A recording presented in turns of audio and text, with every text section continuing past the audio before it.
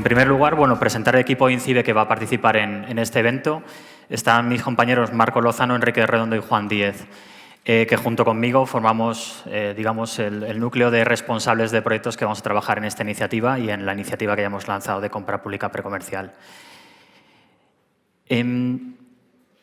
Muy bien. El objetivo de mi charla va a ser breve. Realmente yo creo que lo importante es que les comenten esta nueva iniciativa, les comenten el detalle y que de alguna forma ustedes, aparte de poder leer el documento regulador, pues tengan unas pinceladas de esos detalles, ¿no?, de esta nueva compra pública precomercial. Mi idea es introducir de alguna forma esta iniciativa que ha lanzado INCIBE, que ya lo hicimos en julio de este año en nuestra sede en León, pero bueno, para aquellos que no pudieron asistir, comentarles en qué consiste esta iniciativa. Lo primero, sobre todo, por si alguien está un poco despistado, ha llegado aquí y no sabía muy bien de qué íbamos a hablar, vamos a hablar de compra pública de innovación, es decir, esa herramienta pública que de alguna forma utilizamos en la Administración para poder comprar soluciones innovadoras, ¿vale? La CPI, como se suele denominar, pues tiene varios objetivos, entre ellos, de alguna forma, también de potenciar, dotar a la Administración pública de soluciones innovadoras a través de la compra de bienes y servicios. Pero también tiene otros objetivos. Uno de esos objetivos, por ejemplo, es fomentar la innovación, ¿vale? Y es uno de los objetivos que nos marcamos dentro de INCIBE. ¿Qué no es la compra pública de innovación? Por lo que pueden ver ahí, por ejemplo, la aplicación novedosa de regulación. Es decir, si nosotros en nuestras licitaciones innovamos y metemos de alguna forma algún tipo de cláusula innovadora, eso no es CPI, no es compra pública de innovación. Tampoco es CPI introducir en esos pliegos cláusulas que premien la innovación en el bien o servicio que estamos contratando.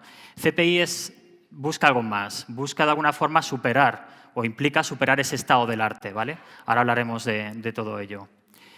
También me gustaría comentar qué tipos de CPI existen. Bueno, depende a quién preguntemos, pues se pueden decir que existen 2, existen 3, pero bueno, nosotros, en nuestro caso, tenemos establecido o pensamos que existen 3. La compra pública precomercial, la compra de tecnología innovadora y la asociación para la innovación. Hay bastantes diferencias entre ellas, como apunta en la slide, y normalmente suele venir definido por el nivel de madurez de la solución o del servicio que estamos contratando. El de partida, por supuesto, y después de la contratación o de la compra, del de llegada. En nuestro caso, en INCIBE hemos optado porque las 2 licitaciones que vamos a sacar, o una que ya hemos sacado, que está ahora mismo en fase de licitación, y esta que estamos presentando ahí, sean compras públicas precomerciales. Abajo pueden ver algunas de las características que tiene, entre ellas, no es una ayuda de Estado, eso que quede bastante claro. Y otra también muy importante es que está excluida de la Ley de Contrato de Sector Público. Lo que han visto publicado, que se publicó este sábado y que también publicamos en julio, en la primera, es un documento regulador, establece las bases, se podría decir que es un pliego, pero está fuera de la Ley de Contrato de Sector Público. Eso sí, hay que cumplir pues, ciertas pautas generales de la Ley de Contratos, como puede ser la neutralidad, de alguna forma la transparencia, ¿vale?, para todas las empresas, que pueda participar cualquier público. Más cosas interesantes sobre la fase de la CPI. Empieza por una financiación, búsqueda de financiación normalmente. En nuestro caso, todos los fondos que aporta la parte pública, ¿vale?, porque en todas ellas, o en el caso de las CPPs, de las compras públicas precomerciales, tenemos una confinanciación. Hay parte de financiación por parte de la empresa pública, pero también de la empresa privada. En nuestro caso, la búsqueda de financiación viene a través del plan de recuperación, transformación y resiliencia. En este caso, estos fondos que vinieron por la pandemia que hemos pasado se están invirtiendo, como comentaba nuestra secretaria de Estado, en esta iniciativa de compra pública e innovación. A partir de ahí vienen las consultas a la industria, en doble sentido. Buscamos de alguna forma información por parte de la industria, pero también informar de las intenciones que tiene en este caso INCIBE dentro de la compra pública e innovación. Ahora mismo, como aparece ahí resaltado, estamos en la fase de licitación. En julio sacamos la primera compra pública precomercial, 23 empresas presentaron sus ofertas y estamos actualmente en la fase de evaluación de la solvencia técnica y económica. ¿Vale? Muchos de ustedes posiblemente, y he visto algunas caras conocidas, pertenecen a esas empresas y están optando por esa contratación. Hoy, bueno, más bien el sábado cuando se publicó en la plataforma de contratación del sector público, lanzamos la segunda de nuestras compras. ¿Vale? Estamos en ese estado.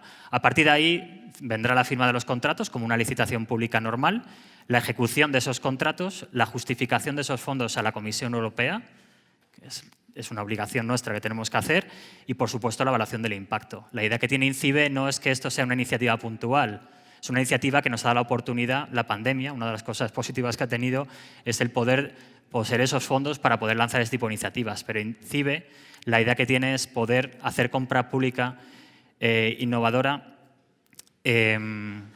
más adelante, no solamente asociado a esta estrategia o esta iniciativa estratégica. El objetivo es claro, el que comentaba antes. De alguna forma, que todo el sector de la ciberseguridad pueda optar al desarrollo de este tipo de soluciones innovadoras, ¿vale? Y ya comentaba, son los objetivos que tiene la CPI. La CPI no es nueva. En la CPI hay sectores como el biosanitario, el sector aeroespacial, que ya llevan muchos años con este tipo de iniciativas, ¿vale? Sobre todo en Galicia, Andalucía y otras comunidades han optado por esta herramienta pública de gran utilidad. Los objetivos, los que aparecen ahí, que he señalado antes para compra pública de innovación. Nuestra iniciativa estratégica tiene esos objetivos. Y, por supuesto, algo que también comentarán mis compañeros y que hay que resaltar, que también ha hecho referencia a nuestra secretaria de Estado, es que no hay una iniciativa igual a nivel mundial actualmente en el área de ciberseguridad. Y yo creo que en ningún área, ¿vale? Con esa inversión de 224 millones de euros. Tiene un alineamiento estratégico claro, ¿vale? Está alineado con el marco estratégico de seguridad nacional, con esos planes o estrategias que están marcadas, con España Digital 2026 y, por supuesto, con el plan estratégico de INCIBE. INCIBE es una apuesta clara, la compra pública de innovación, y de ahí, bueno, el elenco de responsables que estamos trabajando directamente en esta iniciativa. El alcance lo he comentado más o menos. La idea es una colaboración público-privada, ¿vale? Apostar por ello. Que los resultados generen una serie de efectos, tanto económicos como sociales. Participación de todos los agentes nacionales, es decir, esto no es la compra pública precomercial para pymes, no es la compra pública precomercial para grandes empresas. Aquí tienen espacio absolutamente todos los agentes, centros tecnológicos, como lo que han optado a la compra pública que lanzamos en julio, universidades, etcétera. Todo el sector de la ciberseguridad de alguna forma tiene que tener su oportunidad. La inversión, lo que comentábamos, hay una inversión pública de 224 millones de euros. Y la idea es movilizar también capital privado, de ahí la cofinanciación. Lo que verá en el documento regulador es que algunos de los criterios que se han definido están valorando el aporte económico por parte de la empresa. Como comentaba al principio, esto no es una ayuda, es decir, no es directamente INCIBE pone dinero al sector de la ciberseguridad. La idea es de alguna forma que las dos partes aporten, si no, no sería ese tipo de colaboración público-privada. La idea es que esté centrada en creación de productos y soluciones validadas por usuarios finales, tanto públicos como privados. Nuestra idea también, y se valora dentro de los documentos reguladores, es que tanto ustedes, las empresas, como nosotros, dentro de INCIBE, podamos aportar usuarios finales que validen esas soluciones. Nuestra intención nunca ha sido en INCIBE, antes de la compra pública de innovación, es adquirir o financiar de alguna forma soluciones que se metan en un cajón, ¿no? Como se dice vulgarmente. La idea es que las soluciones sean innovadoras y que de alguna forma también les sirvan a ustedes, a las empresas privadas, para potenciar de alguna forma su posicionamiento, tanto nacional como internacional. Y multiproyecto. La idea es, bueno, lo verán en el documento regulador, la idea no es lanzar un pequeño programa con varios proyectos, no. Aquí, bueno, estamos hablando de 200, 300 proyectos y, bueno, lo podrán ver en el documento regulador y mis compañeros se lo comentarán en más detalle. Esto podría ser, bueno, el diseño desde un punto de vista de compra pública e innovación es algo sencillo si hablamos de las licitaciones. Ya lo he comentado, la idea que tiene INCIBE es sacar dos licitaciones. Una se sacó en julio y otra es la que estamos hablando hoy. Es decir, la primera que ven ahí, relacionada con la actuación 1, programas de I+D, ya la hemos lanzado, esta licitación, 86,7 millones de euros. Elegimos la compra pública precomercial, ¿vale? como instrumento dentro de la CPI y ahora estamos lanzando las soluciones para ciberseguridad. Estas soluciones para ciberseguridad lo que hacen es cubrir el resto de actuaciones. El resto de actuaciones, salvo la actuación 6, soluciones de formación que por decisiones estratégicas salió de esta iniciativa para invertir esos millones en otras iniciativas que está lanzando INCIBE bajo este plan. Pero la idea es, ya digo, únicamente 2 licitaciones. Y por último, el roadmap. por recordarlo, aunque he dado algunas pinceladas durante mi intervención, pero bueno, en 2020 se empezó con la idea de poder lanzar este tipo de compra, ¿no? Desde INCIBE, que ya se venía haciendo en la Administración Pública Española desde hacía tiempo en otros sectores. Ahí se empezaron a hacer los primeros trabajos de definición de la estrategia, validación por el Foro Nacional de Ciberseguridad, etcétera. 2021 ahí ya empezamos a echar toda la carne al asador y directamente se definió la estrategia, se asignaron fondos del plan de recuperación, transferencia y resiliencia. Se contrató una oficina técnica, actualmente tenemos otra, vamos a tener otras 3 oficinas técnicas para dar soporte al equipo de INCIBE. Se anunció por parte de nuestra secretaria de Estado en el Mobile World Congress de 2021 esta iniciativa de compra pública e innovación de INCIBE y se lanzó la consulta preliminar al mercado. El verano pasado se lanzó una consulta, por lo que comentaba. La idea era obtener información suya y también nosotros aportar información a la industria. Actualmente estamos en 2022 en la contratación, presentación de mapa de demanda temprana, lo hicimos el 4 de julio en León. Conclusiones de la consulta preliminar al mercado también se hicieron. Se publicó en julio la primera compra pública precomercial. El sábado publicamos la segunda y estamos definiendo o cerrando el modelo de gobernanza dentro de INCIBE, de la IECPI, de la Iniciativa de Compra Pública e Innovación de INCIBE. 2023 va a ser un año duro, ¿vale? Si este año ya lo ha sido con las contrataciones, que bueno, se han visto el documento regulador, no es un... Bueno, hay licitaciones complejas, muchas hemos visto, pero los documentos reguladores son muy complejos y lo saben mis compañeros y bueno, el resto de equipo que ha estado en este tipo de iniciativa. Pero el 2023, con la formalización de los contratos, ya digo, no van a ser 10 contratos ni 20, posiblemente sean cientos de contratos. Y el comienzo de los proyectos de I+D, que es realmente lo importante, la propia ejecución de los propios proyectos, el desarrollo de soluciones, va a ser un año duro. 2024 y 2025 seguiremos con la propia ejecución, con la evaluación del impacto, por supuesto, y con la justificación a Europa. Y en 2026 cerraremos. La idea es que en junio de 2026 tengamos, digamos, la fecha tope para poder cerrar la ejecución de los contratos. A partir de ahí tendremos unos meses para poder rematar los reportes que tengamos que hacer a la Comisión Europea. Y esto es todo. No quería tampoco de alguna forma dar más información para que mis compañeros tengan la oportunidad de hacerlo con más detalle. Y nada más, doy paso a mi compañero Juan Díez, que le va a hablar en particular de esta compra pública precomercial. Gracias, Antonio.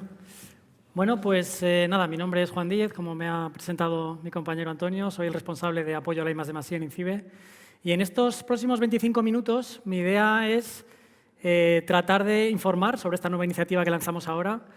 El objetivo de pasar por todos los puntos sería terriblemente ambicioso, así que mi idea es dar unas pinceladas de aquellos aspectos que consideramos más relevantes para tener una idea de en qué consiste esta nueva iniciativa.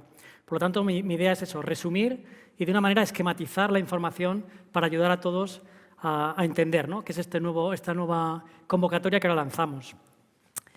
Me gustaría empezar con un pequeño disclaimer, un pequeño aviso que es bastante importante, ¿no? En primer lugar, todo lo que aquí hoy podáis ver o escuchar, si genera cualquier tipo de controversia, contradicción, no quedan claras las cosas, sí que os vamos a pedir que vayáis al documento de referencia, que es el documento regulador que hemos publicado el pasado sábado, que está en la plataforma de contratación del Estado, pero que también en nuestra página web podéis ahí encontrar el enlace. Es, como digo, el documento de referencia de obligada lectura. Ahí es donde viene todo y cualquier errata que pueda haber se va a corregir directamente en ese documento. Lo segundo importante también que os quería comentar antes de empezar es que cualquier duda que tengáis, que ya traigáis de vuestras oficinas, que os pueda generar ahora y que seguro que se van a generar después cuando hagáis una lectura detenida o cuando estéis valorando el presentar una oferta, cualquier duda sí que vamos a preferir que nos la hagáis llegar a través de la propia plataforma de contratación del Estado. Eso nos va a permitir poder dar respuesta a todas y hacerlo de una manera en que la pregunta de cualquiera de vosotros pueda ser vista por el resto y, por tanto, dar respuesta a todo el que la tenga. Entonces, sí que os pedimos, por favor, que anotéis cualquier consulta y que nos las hagáis llegar a través de ese mecanismo. Luego, más tarde, mi compañero Marco, en esa parte de taller, sí que os dará más información de cómo hacer cualquier tipo de duda o consulta. Pasado este disclaimer, pues empiezo ya un poquito. Yo creo que lo mejor es empezar con el titular, ¿no? Ya lo ha dicho la secretaria de Estado, también Antonio. Yo creo que esto es lo grande, ¿no? Hoy estamos muy contentos en INCIBE, llevamos trabajando un tiempo y hoy estamos de puesta de gala y de enhorabuena, ¿no? Estamos poniendo en juego 137...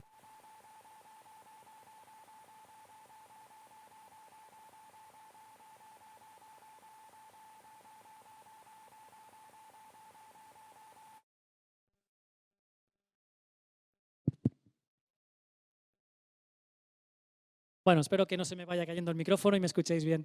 Me gustaría parar un momento para que todos nos demos cuenta de que esto es algo histórico, algo sin precedentes. Nunca en la historia de INCIBE, en los 16, 17 años que lleva el instituto, hemos puesto en juego esta cantidad de dinero. Es dinero para I+D+I. Y bueno, pues esos son los datos más importantes, ¿no? 137 millones, 30 retos que luego os pasaremos a contar. Calculamos que esto dará para unos 200, 250 proyectos. Si bien ese número es un número aproximado que tenemos en la mente, no viene en el documento regulador un límite de número de proyectos. El único límite es el presupuesto. Y como bien ha dicho mi compañero Antonio, tenemos una fecha de caducidad, una fecha de fin, donde todo tiene que estar terminado, que es en junio de 2026. Y esto viene pues también motivado por la financiación europea de la cual provienen los fondos. Pues analizado el titular, como digo, mi idea es hoy daros pinceladas, mandaros mensajes clave para que todos tengamos en la cabeza claro de en qué va a consistir esto, si bien el detalle fino lo tenemos en el documento regulador.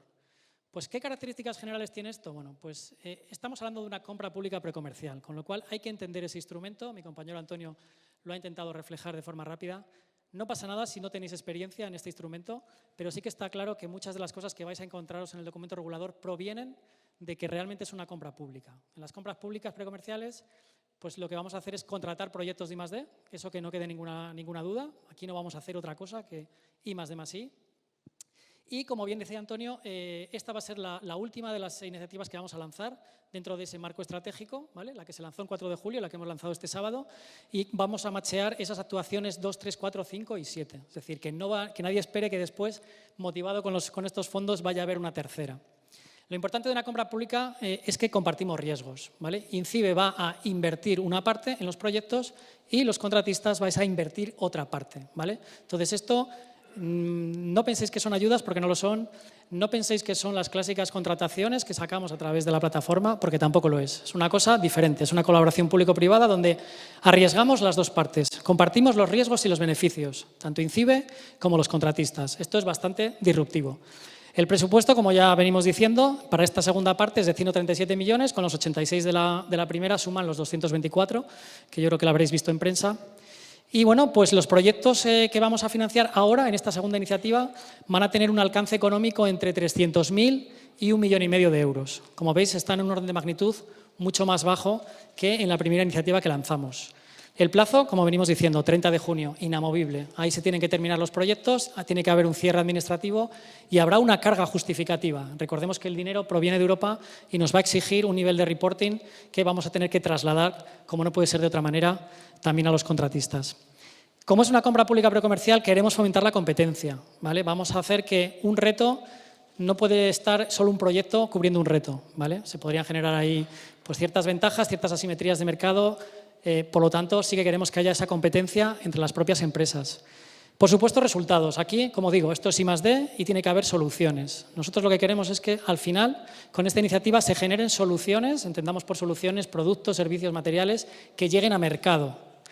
Nosotros nos vamos a salir justo en el momento antes de la comercialización. Es decir, vamos a llegar hasta un TRL 7 u 8. El TRL 9, que tiene que ver con la comercialización, está fuera del alcance de esta iniciativa, pero sí que lo vamos a pedir. Es decir, que cualquiera que se quiera embarcar aquí tiene que tener claro que hay que generar una solución y hay que luego comercializarla, ¿vale? Y luego el último punto también que es importante tener en cuenta es que tiene que haber una implicación de los usuarios finales, ¿vale? Lo vamos a estar pidiendo desde el principio. Aquí los contratistas, cuando estéis pensando en presentaros, tenéis que tener en cuenta que tenéis que aportar de inicio al menos un usuario final que se involucre en el proyecto. No debería ser un usuario final cosmético, sino que debería ser un usuario final que realmente participe, sobre todo en la validación de las soluciones, pero también especialmente en la definición de requisitos, ¿no? Y esto es algo que ya vamos a pedir incluso en tiempo de ofertas, que presentéis pues una carta en la que, bueno, un usuario final, que puede ser que sea el primer cliente de la solución cuando se llegue a comercializar, ¿por qué no? Pues que avale un poco y que se comprometa a participar en los proyectos, ¿vale? Esto como características así más importantes. Bueno, esta CPP2 es diferente a la 1, ¿vale? La iniciativa que lanzamos en su momento, esta es diferente, tiene novedades. Nos ha servido la experiencia de la anterior también para introducir aquí nuevas características. En primer lugar, destacar que es solo un proceso, como os digo. Esto es lo último que vais a escuchar, lo último que vamos a lanzar de la CPPI de INCIBE con los fondos NextGen, ¿vale? Entonces, hemos preferido, en vez de sacar un proceso por cada una de las actuaciones, aglutinar ahora en uno solo todas las actuaciones que quedaban, ¿no? por poner en juego. Le damos además una orientación diferente. Ahora las actuaciones ya no son tan interesantes. Como sabéis, cuando hicimos el diseño preliminar, las actuaciones tenían en cuenta los públicos objetivos, ¿no? Teníamos una para pymes, para sectores estratégicos, para INCIBE. Bueno, hemos pensado que es más importante poner el foco en los retos. Hoy os vamos a presentar aquí 30 retos, que son 30 necesidades que entendemos que son prioritarias y que tiene interés que los proyectos se desarrollen en torno a esos retos. Y luego, en un segundo lugar, ya queda si al final los usuarios finales de esos retos van a ser sectores estratégicos, INCIBE, en fin, pymes, quien sea. Entonces, el paradigma cambia, pero pensamos que cambia para bien. Pensamos que esto simplifica y nos permite, además, como os digo, lanzar ahora todo lo que quedaba pendiente. Simplicidad en el proceso. Bueno, esto viniendo de la administración, posiblemente muchos lo cuestionéis, ¿no? Al final aquí va a haber que hacer ofertas, va a haber que presentarse, va a haber documentación, pero sí que es verdad que hemos intentado, en este caso, simplificar todo lo que hemos podido, ¿vale? Hemos bajado el presupuesto y eso es importante. Así como en la actuación 1 había proyectos de entre 1,5 y 10 millones de euros, ahora los presupuestos de los proyectos van a ser menores. Creemos que eso también es positivo, va a permitir que empresas más pequeñas, que no pueden acreditar grandes solvencias, puedan entrar a participar y, por lo tanto, que haya más juego y que haya más actores involucrados. Os voy adelantando ya que cualquier empresa de cualquier tamaño se va a poder presentar a esta licitación, siempre y cuando, por supuesto, cumpla los criterios de admisibilidad, que son básicamente demostrar la solvencia, ¿no? Pero las solvencias van a ser acordes a los presupuestos que vosotros digáis en la oferta, lo cual también yo creo que eso va a dar bastante juego. También es una novedad que, bueno, por supuesto, ponemos el foco en la calidad, ¿no? Se van a mirar también la calidad, no solo el funcional, no solo que la solución cumpla con la necesidad clara, sino, como os digo, con ese propósito de que al final se comercialice, vamos a tener también en cuenta en todo el ciclo de proceso requisitos no funcionales de calidad, de usabilidad, etcétera, ¿no? Con esa idea que os digo de que al final hay que comercializar. También os adelantaba antes el tema de la competencia. Vamos a intentar eso, que un reto no sea solo cubierto por una sola empresa, con la ventaja que eso supondría, sino que al menos haya dos, y yo creo que todo el proceso va a permitir eso, la competencia, que es una de las señas de identidad de la compra pública. Ponemos aquí lo de Fast Track. Bueno, Fast Track quizás es mucho decir, como digo, viniendo de la administración, pero sí hemos intentado simplificar la carga burocrática en lo que hemos podido, ¿vale? Por supuesto, es dinero público, tiene que tener su traza y tiene que tener su documentación y su burocracia. Y lo que decía, los criterios de valor, ¿no? Una de las cosas que también lo vais a ir viendo a medida que vayáis leyendo el documento regulador es que no solo vamos a poner el foco en la I+D, en lo que es tecnología, también vamos a querer ir viendo cómo se va madurando ese plan de cómo se va a comercializar después, ¿vale? No lo llamamos business plan, ¿vale? Porque yo creo que no sería, no llegamos al TRL9, pero sí os vamos a pedir que ese plan de transferencia, ¿vale? Ese qué va a ocurrir más allá después de esta iniciativa, os vamos a ir pidiendo que nos lo mostréis en tiempo de oferta y que lo vayáis refinando a lo largo de todo el ciclo de vida del producto. Es decir, que no solo hay que mejorar un producto, sino que hay que ir mejorando cómo después vas a aproximarte al mercado, cómo después piensas darle un uso comercial a esa solución. Eso también es innovador y eso es una de las novedades de esta segunda parte de la CPP. Otra de las cosas más importantes también que hay que saber, que lo vais a encontrar en el documento, es que cuando entremos ya en ejecución va a ser una ejecución por etapas, ¿vale? Habrá una primera etapa, que es una etapa documental, ¿vale? El resultado de esa etapa es tener documentación, pero es muy importante, porque ahí es donde va a ir toda la planificación y donde vamos a estar alineados de qué es lo que vamos a hacer. Las etapas van a durar, lo vais a marcar vosotros, la duración de las etapas. Obviamente cada solución estará en un estado inicial, en un TRL diferente, y se necesitarán distintos meses o incluso años para poder superarlo. Esto va a ser algo que el contratista va a marcar, ¿no? Entonces, no todos los proyectos seguirán la misma ejecución. Y además, otra novedad es que no todos los proyectos terminarán en la etapa 3. Si los proyectos no van bien, si no cumplen lo que estaba previsto, bueno, pues podrá ser que haya proyectos que solo lleguen hasta la etapa 1, otros que lleguen hasta la etapa 2 y ojalá y deseamos que todos lleguen hasta la etapa 3 y hasta el final. Lo bueno también es que, bueno, en esos puntos de salida, pues digamos que los contratistas vais a recibir, por supuesto, el pago y todo el esfuerzo que habéis hecho. Con lo cual yo creo que también da bastante sentido de justicia tener estos puntos de control en este modelo de ejecución por etapas, ¿vale? La diferencia entre ellos, como digo, el primero es más documental, hay que tener un proyecto de ingeniería bien claro, donde no solo se especifique el producto, sino también cómo se va a probar y demostrar. Y lo que os decía antes, importante, cómo se va a transferir esto después, cómo se va a comercializar. Eso tiene que estar muy claro en la fase 1. La fase 2 es una fase en la que ya tenemos un prototipo, tenemos un TRL6 y hay que validarlo, ¿vale? Validarlo, esa validación puede ser una validación más de laboratorio. Y la fase 3 es que el prototipo tiene que estar mucho más maduro y esa validación ya va a tener que ser en un entorno real. Como decía antes, en la validación, imprescindible los usuarios finales. Hay que contar con usuarios finales. Se os va a pedir que aportéis al menos uno e INCIBE se reserva también la posibilidad de que en ejecución añadamos usuarios finales a vuestro proyecto. Y eso hay que verlo en positivo. Por supuesto, los costes de eso se tendrán en cuenta, no se permitirán costes añadidos, incluso INCIBE podría correr con esos costes. Y yo creo que el que podáis tener más usuarios finales, desde luego que va a redundar en una mejor solución, más validada, más testeada y, bueno, desde un punto de vista comercial, con más posibilidades de tener más clientes después.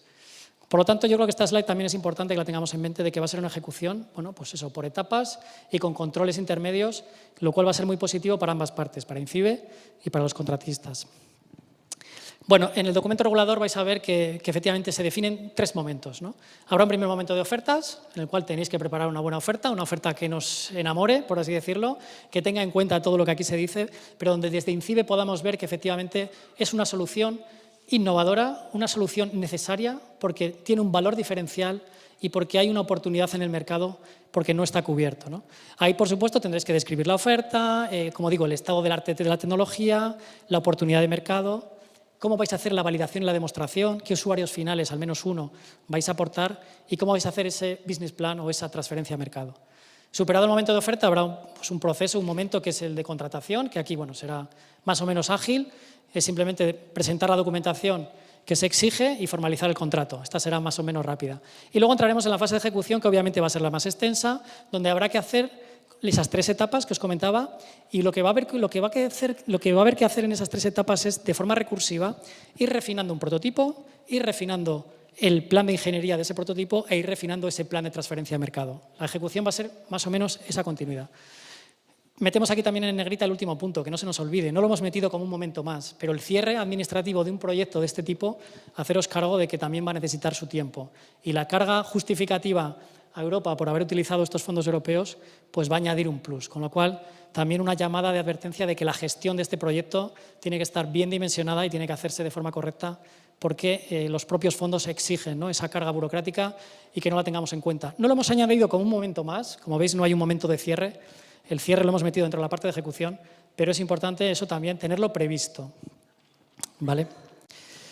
Bueno, pues entramos ya con el primero de los momentos, que hablábamos, el momento de las ofertas, ¿no? Que eso, pues, a vosotros que estáis valorando el poder presentaros, pues os interesa mucho y hay que leerse muy bien el documento. Tiene una primera fase con 3 sobres, como suele ser habitual, ¿no?, en cualquier licitación de la Administración. Vais a tener 60 días, ¿vale?, para poder entregarlo. Esto estamos hablando de que, no recuerdo ahora bien de memoria las fechas, pero principios de diciembre. Y hay 3 sobres y hay que enviar la información que se va a pedir, que ahora vamos a verla, ¿vale? Después habrá una fase 2 en la que INCIBE pues, valorará las solvencias, ¿vale?, las que nos habéis mostrado. Y después ya abriremos los sobres B y C, que son los que contienen los criterios de valoración, tanto subjetivos como los automáticos, y haremos un ranking y desde ahí pues, bueno, pues ya seleccionaremos cuáles son las propuestas que son candidatas, ¿no?, a ser ya contratistas. Vale, esto también supongo que será una cosa que estaréis valorando. Bueno, ¿y quién puede participar aquí? Como digo, aquí hablamos de operaderos económicos tanto de manera individual como en agrupación, ¿no?, las famosas unidades temporales de empresas. Aquí es algo que tenéis que valorar, tenéis que hacer vuestras cábalas, por supuesto, si contáis con todas las capacidades necesarias para sacar adelante vuestro proyecto de I+D o si necesitáis socios, pero también tener en cuenta una cosa, y es que se permite la subcontratación, y además la subcontratación sin límite. Entonces tendréis cada uno que valorar si queréis ir con un socio en calidad de socios, ¿vale?, formando una UT, o si queréis ir con un socio en calidad de subcontratado, ¿no? Porque además aquí hay una cosa muy interesante y muy novedosa también, y es que para acreditar la solvencia vamos a permitir que la solvencia del subcontratista, ¿vale?, también se pueda añadir para conseguir la solvencia que os exigimos, ¿no? Entonces aquí tendréis que hacer vuestras cábalas y vuestros números para saber si el socio que os aporta la capacidad que no tenéis lo queréis llevar de la mano en forma de UT o lo queréis llevar de la mano en forma de contratista. Pues como digo, básicamente hay cabida para cualquier empresa de cualquier tamaño, siempre y cuando se cumpla la solvencia y, por supuesto, como decía antes Antonio, pues, centros tecnológicos, centros de investigación, universidades, pues también, por supuesto, tienen capacidad. Grupos de empresariales, pues también, ¿no? Con alguna, lo veréis en el documento regulador, no se pueden presentar ofertas, en ese caso, diferentes para un mismo reto, ¿no?, de empresas del mismo grupo empresarial. Y en cuanto a las solvencias, bueno, luego esto os lo voy a contar mejor quizás en otra slide. Habrá que acreditar, por supuesto, como cualquier proceso de la Administración, solvencia financiera o económica como solvencia técnica o profesional. Pero como digo, aquí quizás lo más novedoso es que las subcontratas, que no hay límite en la cantidad a subcontratar, pueden también aportar a la solvencia. Vale, esto es importante. Prácticas colusorias. Aquí simplemente deciros que vamos a estar atentos desde INCIBE para que, bueno, pues que no se hagan trampas, ¿no? Que cualquier indicio de que dos o más empresas están haciendo ciertas prácticas para alterar la competencia, bueno, pues simplemente hay ciertas red flags que vamos a estar mirando con lupa y en caso de detectarlo, bueno, pues esas empresas automáticamente quedarán fuera, excluidas de forma directa. Además, esto no es, como decía mi compañero Antonio, nos estamos saliendo de la ley de contratación del sector público, con lo cual en este caso, con que lo detectemos, sería motivo suficiente sin permitir incluso recursos por vuestra parte para esa exclusión. Con informar a la Comisión Nacional de Mercados y Competencia, si hay suficientes indicios, sería motivo directo de exclusión. Bueno, no quiero entrar aquí, pero simplemente el documento regulador lo contempla y quizás una de las red flags más posibles es la de la subcontratación cruzada, ¿no? Es decir, dos empresas, cada una tiene su propuesta, yo te subcontrato a ti, tú me subcontratas a mí, el alcance es más o menos similar, en fin. Aquí ojo a la picaresca porque sí que estaremos bastante pendientes de estos temas, ¿no? Y entramos entonces en esta parte de ofertas, en este momento de oferta, de preparar la oferta. Bueno, pues hay un sobre A, ¿vale? Por supuesto, el documento regulador tiene en sus anexos, creo que tiene hasta 19 anexos, vais a encontrar ahí bastante información de qué es lo que tiene que contener cada uno de esos documentos y cómo se van a valorar. Incluso también en esta CPPP, como algo innovador, vamos a también no solo publicar el documento regulador, sino documentación en formato ofimático, incluso hojas de cálculo, para que os permitan, ¿no? Todo esto que os vamos a pedir, que nos lo podáis hacer llegar de una manera más fácil, ¿no? Que no enfrentaros al folio en blanco y a redactar y redactar. Entonces, para la parte de la solvencia económica o financiera, pues lo que dicen aquí, hay que cumplir estos 3 puntos, un volumen de negocios igual o superior anual del 50% del precio del contrato. El precio del contrato lo vais a poner vosotros, eso también es importante, no lo he dicho. Como os decía, en ese margen de entre 300.000 y 1,5 millones, el presupuesto del contrato lo va a fijar el contratista. Un patrimonio neto en las últimas cuentas anuales igual o superior a la mitad del capital social.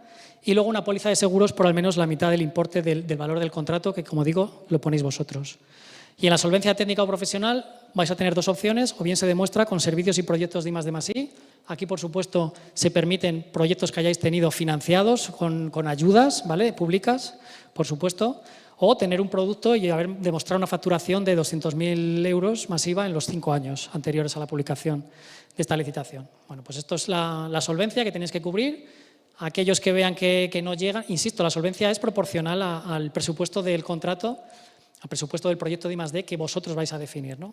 Pero esto es algo que tenéis que valorar, si llegáis, no llegáis, con qué presupuesto y si tenéis solvencia por vosotros mismos o necesitáis otro socio y, como decía antes, si el socio va en UT o si el socio lo queréis subcontratar. Todo esto son cábalas que tendréis, por supuesto, que hacer antes de decidir presentar una oferta. Los otros 2 sobres, el sobre B y el C. Bueno, el sobre B, pues digamos que os vamos a pedir información para digamos, esos criterios subjetivos. Aquí, por supuesto, os vamos a pedir una memoria donde nos contéis el proyecto, que, como digo, nos tiene que enamorar y tiene que ser, pues, es una idea innovadora, con potencial de comercialización, con un valor diferencial, con un análisis del mercado para saber que efectivamente no hay nada o no hay nada nacional, o en fin, que tiene su posibilidad. Y bueno, pues aquí vienen un poco los criterios por los cuales los vamos a valorar, ¿no? Pero como digo, nos tenéis que presentar un proyecto serio y bueno, pues bien pensado, bien madurado, con todas esas cosas puestas en mente. Tecnología, mercado y cómo se va a demostrar y validar por usuarios finales. En el sobre B nos vais a decir el presupuesto del proyecto, ¿vale? Eso también es una cosa que vais a marcar vosotros. Como digo, en esta iniciativa es una iniciativa de compra pública precomercial, es una iniciativa público-privada donde INCIBE va a coinvertir una cantidad y vosotros vais a coinvertir otra cantidad, pero vosotros ponéis el presupuesto del proyecto. En el sobre C lo que os vamos a pedir es que nos digáis qué porcentaje es lo que vais a poner vosotros. Importante, que no se deduzca de lo que viene en el sobre B el porcentaje que vais a poner vosotros, ¿vale? Porque eso supondría, como sabéis, directamente exclusión. Esto nos ocurre mucho en la administración, que los contratistas os confundís de cierta información en los sobres y muchas veces son tonterías, pero esto ya sabéis que es riguroso y supone la exclusión directa. Entonces, por favor, en el sobre B no nos deis indicios de cuál va a ser el porcentaje de conversión y de royalties que finalmente habéis decidido que vais a dar. Vale. El sobre C, como digo, lo que nos vais a decir es, oye, mire, INCIBE va a coinvertir. ¿Hasta dónde queréis que lleguemos nosotros? O lo que es lo mismo, ¿hasta dónde vais a llegar vosotros, ¿no? Y de 2 maneras. Una es una coinversión directa en el porcentaje, o sea, en el presupuesto del proyecto, y otra es a través de royalties, ¿no? Es decir, una vez que esto se comercialice, durante 5 años, ¿qué cantidad decidís sobre el presupuesto del proyecto que vais a ir queriendo pues, dar a INCIBE? ¿Vale? Esto también es innovador y me parece interesante también porque es un dinero que vais a desembolsar más tarde, cuando ya estéis comercializando, ¿vale? Lo cual os exime de ponerlo ahora al principio, ¿no? Lo cual yo creo que también es una cosa para que analicéis con cautela. Pero como digo, que no se mezcle información entre sobres, porque eso supone exclusión. Vale, ¿cómo vamos a hacer aquí la selección de ofertas? Una vez que nos habéis enviado los 3 sobres, como os decía antes, y estamos todavía en el momento de ofertas, bueno, vamos a ver las solvencias y después rankearemos o valoraremos vuestras ofertas, sobre todo vuestras memorias de proyecto, en función de las puntuaciones que dice el documento regulador y las tendremos clasificadas. Bueno, pues lo que nosotros el objetivo es ejecutar todo el presupuesto y para ello lo que haremos es ir viendo todas las propuestas de cada reto y las iremos asignando. Como digo, tiene que haber al menos 2. Si en un reto hay una sola propuesta, lo vamos a dejar desierto, ¿vale? Tiene que haber al menos 2, como digo, para fomentar esa competencia. Entonces, en una primera vuelta iremos asignando las ofertas a cada reto y si algún reto queda remanente, en una segunda vuelta iremos, bueno, pues con aquellas ofertas por su orden de clasificación, digamos, aprovechando esos remanentes para ir asignando más ofertas a retos e intentar cubrir todo ese presupuesto. También deciros que las ofertas tienen que superar un umbral, ¿vale? Tienen al menos que sacar 50 puntos sobre 100 para poder optar, ¿no? O sea, tiene que tener una calidad mínima aceptable. No cualquier oferta que nos llegue, por el mero hecho de que quede remanente, va a conseguir financiación. ¿Vale? Y luego entramos en ese otro momento, que es el momento de contratación. Esto es una parte pues, más que nada administrativa, pero bueno, hay que tenerla en cuenta, que es que habrá 10 días hábiles. Una vez que hayáis sido seleccionados, vuestra oferta haya sido seleccionada, se os notificará, tendréis 10 días hábiles para presentar una colección de información. Esto, bueno, los que tengáis más práctica con la administración, ya sabéis cómo es. Y luego en 15 días formalizaremos el contrato. Por poner aquí un poquito de forma resumida qué documentación os vamos a pedir, bueno, pues muchas de ellas es la habitual en cualquier proceso de licitación con la administración. Quizás hemos puesto aquí en rojo los que sean un poco más novedosos o diferentes, que es lo que decíamos de la solvencia económica y financiera, por aquello de que pueden aportar a las solvencias las subcontratas, y luego pues una planificación os vamos a pedir. ¿Vale? Como decías, sois vosotros los contratistas los que vais a marcar el presupuesto del contrato y también sois vosotros los que vais a marcar las fases y cuánto tiempo va a durar el proyecto en cada fase. Bueno, toda esta planificación os la vamos a pedir antes incluso de firmar el contrato y antes de arrancar con lo que sería la ejecución. Y empiezo ya con la parte de la ejecución, ¿vale? Una vez que ya habéis sido adjudicatarios, ya sois contratistas, ya hemos firmado el contrato. Como os decía, la ejecución es por 3 etapas. En la primera etapa es una etapa documental, vamos a refinar un proyecto de ingeniería que por supuesto será muy ligado a la memoria que nos habéis entregado en tiempo de ofertas, ¿no? Pero aquí vais a tener un tiempo para llegar a refinarlo aún más, ¿vale? Como decía, esta etapa dependerá de cada uno de los proyectos y esta etapa, bueno, luego lo veremos, ¿no? Las etapas se pueden acabar de forma satisfactoria o de forma no satisfactoria. Da igual cómo se acabe, en todas esas etapas ya vais a estar percibiendo una cantidad económica por el esfuerzo y por el trabajo, ¿vale? Es decir, a partir de aquí ya todo el tiempo que se esté ya va a haber una remuneración. En esa primera fase, como digo, pues pivotar, mejorar, de forma además dialogada con INCIBE. Esto es una iniciativa de 2, ¿vale? Vamos a coinvertir, con lo cual vamos los 2 a participar en refinar ese proyecto de ingeniería. Por supuesto, también hay que acreditar que el proyecto es de I+D+I y que parte de un TRL determinado. Como decimos, aquí el TRL de partidas tiene que ser inferior a 6. Obviamente, los que partan un TRL más bajo tendrán que ponerse más las pilas porque sí que al final vamos a exigir un TRL 7 y 8, ¿vale? Pero cualquier TRL es válido. Entonces, en esta fase también se va a pedir que una empresa externa, acreditada por ENAC, certifique que el proyecto es I+D y que el proyecto parte de un TRL determinado, ¿vale? Esta es una de las partes de esta primera etapa que, como digo, es documental. Pasada esta etapa, entramos ya en la etapa 2, donde un prototipo tiene que llegar a un TRL 6. Los que empiecen un TRL más bajo necesitarán más tiempo, los que empiecen un TRL más alto, esta etapa podrá ser más liviana, pero además aquí también el usuario final va a tener que validarlo en un entorno, al menos de laboratorio, ese prototipo, ¿vale? Pasada esta etapa, se pasará a la siguiente, donde es refinar todo eso mismo. Refinar un prototipo ya en un TRL 7 u 8, la validación ya será más bien un demostrador en un entorno real. Y, por supuesto, como decía, es un proceso iterativo en el que se refina el producto o la solución, se refina el proyecto de ingeniería y se refina la aproximación a mercado o plan de transferencia.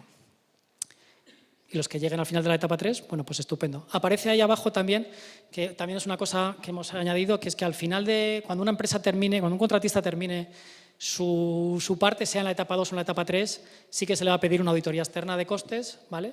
Nada, es un tema estándar. Yo creo que los que habéis participado en proyectos europeos, pues esto es una cosa muy habitual y os pediremos un informe favorable de una auditoría externa contable. Bueno, simplemente también lo veréis en el documento regulador, tampoco es para que nadie se asuste. Vale, los cambios de etapa.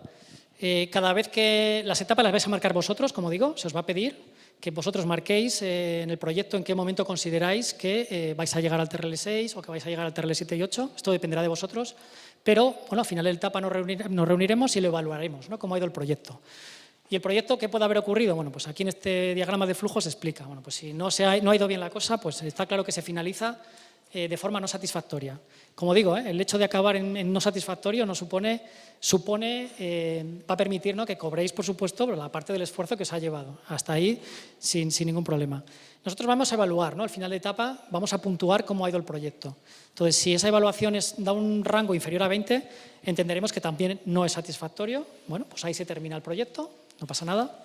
Si esa evaluación es menor a 60 puntos, bueno, pues es un fin de etapa satisfactorio, pero no se transita a la siguiente, ¿vale? Y solo en el caso de que en esa evaluación de 100 puntos se obtenga una puntuación de más de 60, entonces sí que consideraremos que es satisfactorio y que además da lugar al salto a la siguiente etapa. En el caso de la última etapa, la etapa 3, pues no hay ningún salto porque es la última y final, y entonces pasaríamos a un estado de satisfactorio. Vale.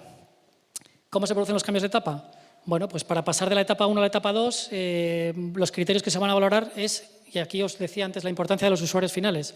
La importancia de los usuarios finales en una compra pública precomercial es crucial y básica. Eso los que habéis participado alguna vez lo sabéis.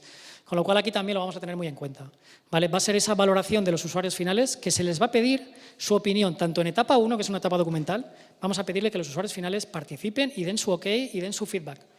Y luego en las etapas 2 y 3, que ya hay prototipo, que ya hay demostración, que ya hay validación, también. Vale, pues en esa etapa 1 el cambio va a venir 20 puntos motivada por la media aritmética de lo que digan los usuarios finales. Insisto, uno al menos tenéis que aportarlo vosotros, INCIBE en tiempo de ejecución podrá aportar más.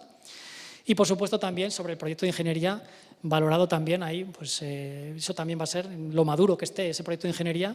Y ya como os decía antes, con esas tres perspectivas, tecnología, mercado y demostración, pues también va a ser obviamente el resto de los puntos, ¿no? Si se supera unos umbrales, se pasará satisfactorio con cambio de etapa. Si te quedas por debajo puede ser que sea satisfactorio pero sin cambio de etapa, y si no se superan ciertos umbrales, pues obviamente el final de esta fase será en no satisfactorio y no se continúa. Para pasar de la etapa 2 a 3, aquí ya sí que ya tenemos un prototipo, ya tenemos un TRL 6, pues lo mismo, la valoración de los usuarios finales va a ser determinante. Y, por supuesto, también pues, el INCIBE va a valorar el proyecto de ingeniería, cómo se ha madurado y el interés y valor de los productos. Como digo, hay que ir madurando el proyecto, pero también hay que ir madurando la viabilidad comercial y el posible valor diferencial en mercado. Y cuando acabemos la etapa 3, aquí no hay cambio de etapa, pero sí también vamos a evaluarla, vamos a analizarlo, a ver cómo ha ido y de las conclusiones también de los usuarios finales, en este caso validando en un entorno de demostración, un entorno ya más cercano a la realidad, de su valoración, de la media de sus valoraciones, más cómo ha ido el proyecto de ingeniería y cómo ha ido este plan de transferencia de resultados, pues determinará la puntuación que al final te dice si has acabado de forma satisfactoria o no. Desde aquí confiamos en que todas lleguen, desde luego, que a la etapa 3 y en una finalización satisfactoria.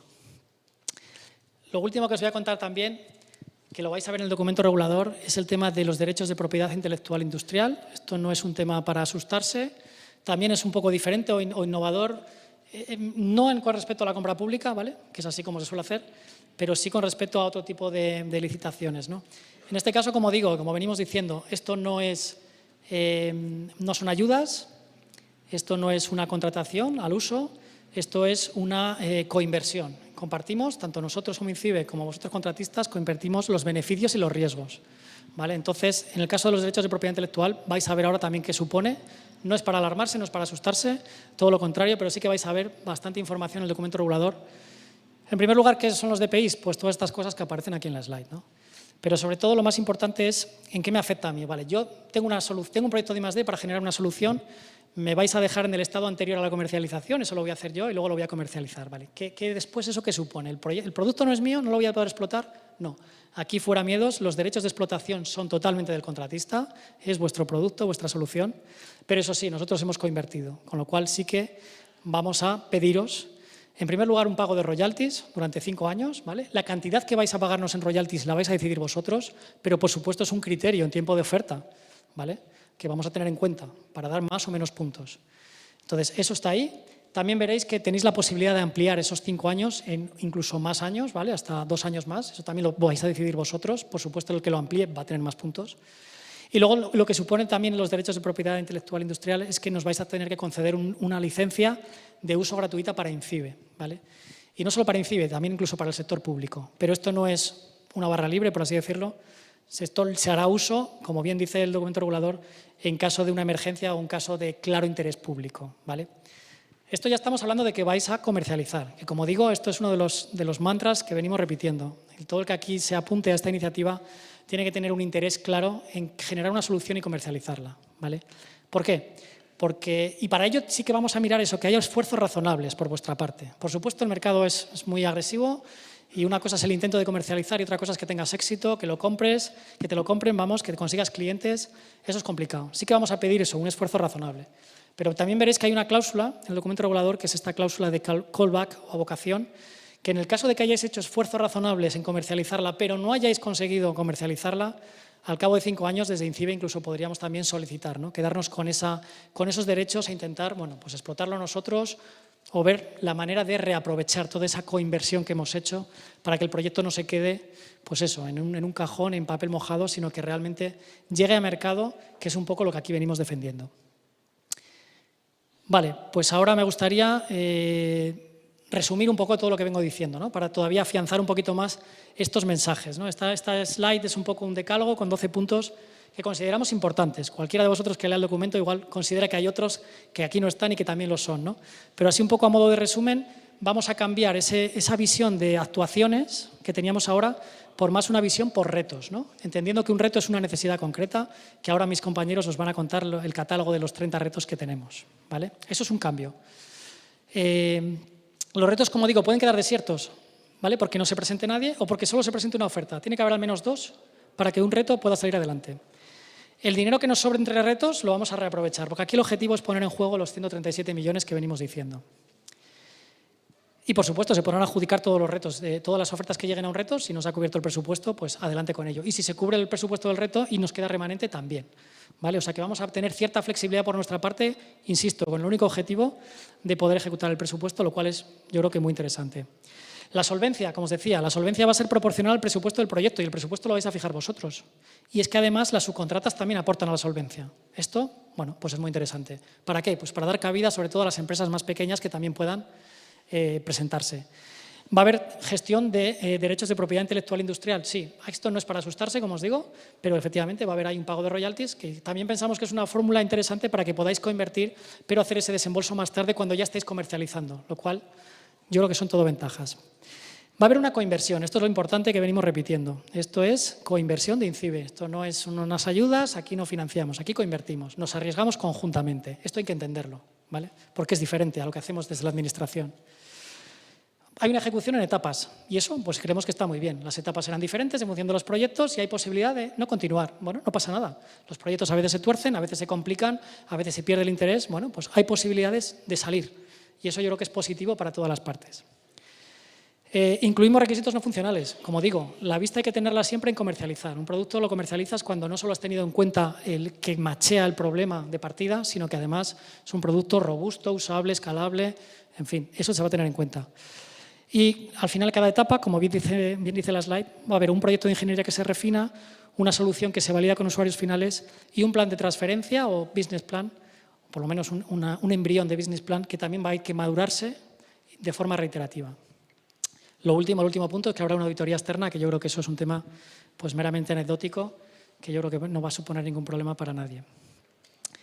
¿Qué más aspectos de clave resumen? Nada, volver a incidir. La ejecución es en 3 etapas variables, diferentes para cada proyecto, pero que por parte del contratista es este refinamiento de esas cosas que vengo diciendo y por parte de INCIBE pues ir supervisando las fases. Por supuesto nos vamos a dejar de olvidados, vamos a estar con vosotros, vamos a ayudar. Si estamos coinvirtiendo es porque nos vamos a implicar en cada uno de esos proyectos, os vamos a ayudar en todo lo que nos digáis y vamos a ir vigilando y validando para que esos cambios de etapa se produzcan y ojalá que todas las ofertas que generan soluciones lleguen a esa etapa 3.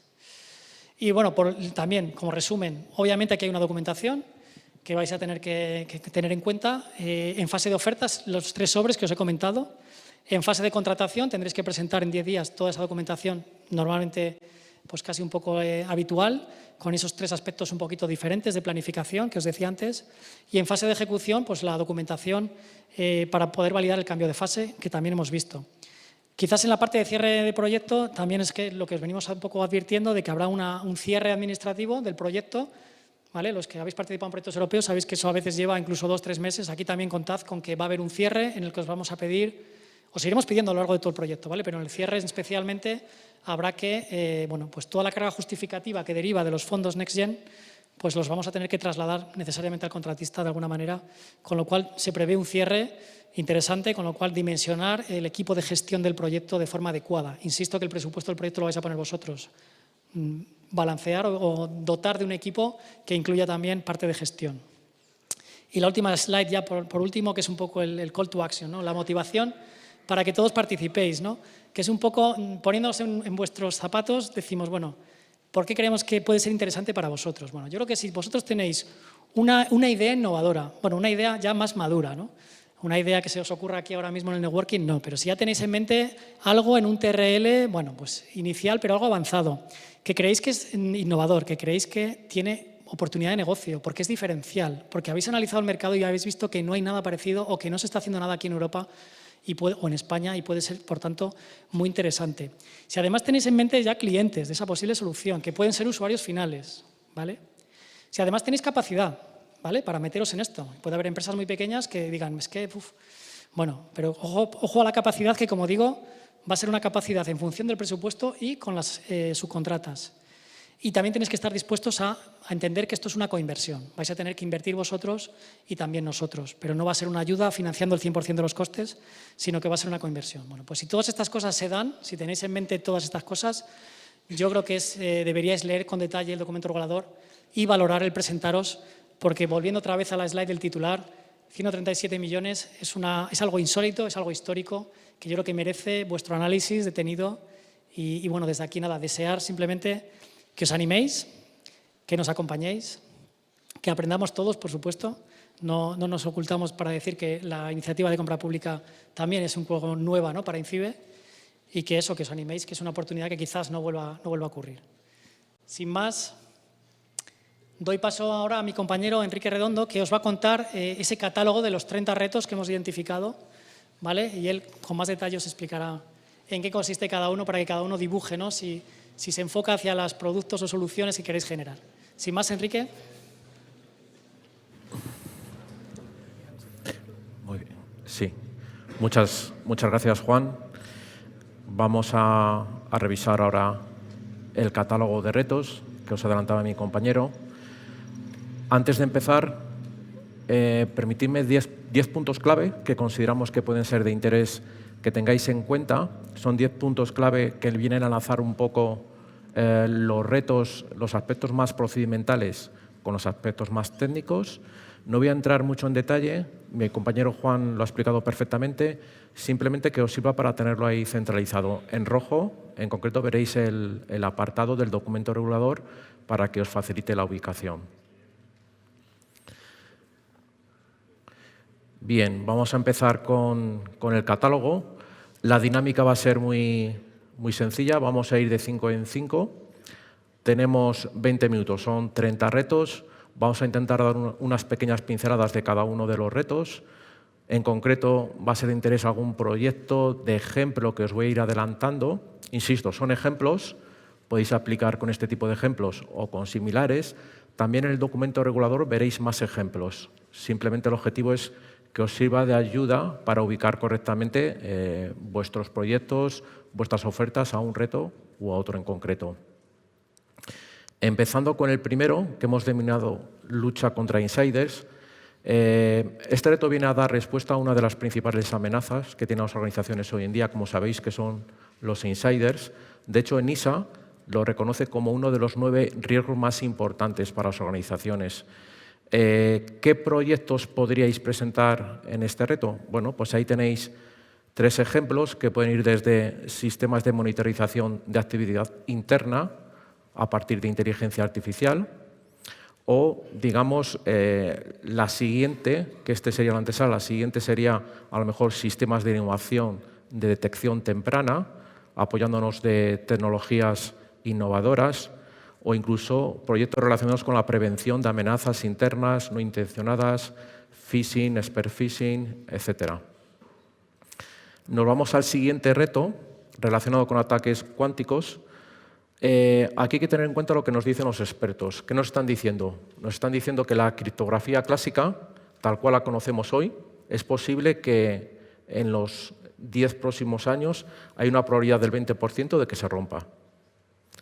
Es más, si nos vamos a un horizonte de 20 años, esa probabilidad nos comentan que puede elevar hasta un 90%. Es decir, ¿qué tenemos que hacer aquí? Tenemos que empezar a trabajar. Se está trabajando ya en proyectos a nivel nacional, a nivel internacional. Desde esta iniciativa queremos también poner nuestro grano de arena para apoyar siempre y cuando tengáis iniciativas que correspondan, por ejemplo, desarrollos de suites criptográficas que nos ayude a defendernos contra este tipo de ataques cuánticos, creación de centros de distribución de claves basados en tecnologías de distribución de clave cuántica o, por ejemplo, criptografía postcuántica en la nube, que nos resuelvan cuestiones básicas como pueden ser cifrado de ficheros con estas tecnologías, cifrado extremo a extremo o incluso intercambio seguro de las propias claves cuánticas.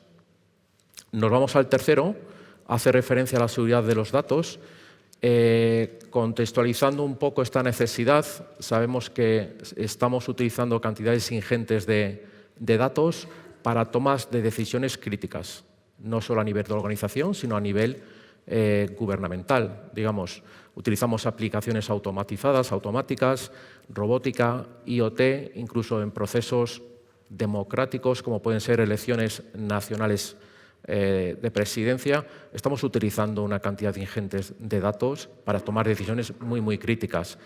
Aquí lo que nos están diciendo los operadores de los datos es ayúdennos a ir avanzando en este tipo de soluciones, como pueden ser estenografía avanzada, que utilice algoritmos robustos, algoritmos auditables, detección de noticias falsas, brechas, etc., etc. Nos vamos al cuarto reto, relacionado con evaluación, cumplimiento y certificación.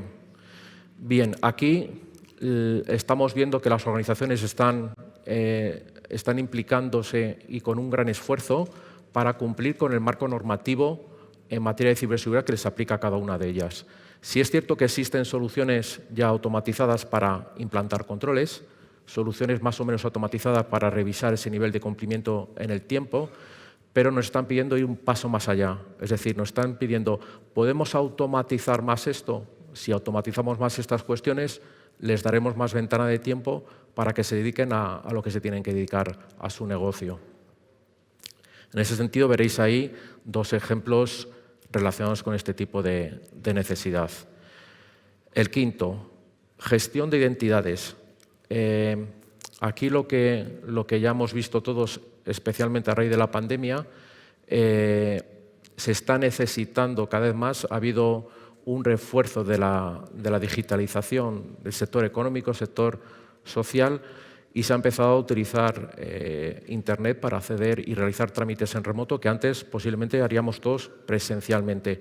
Ha sido una lectura positiva para todos, pero también nos ha dejado algún dato quizás para analizar con calma. Os pongo un ejemplo.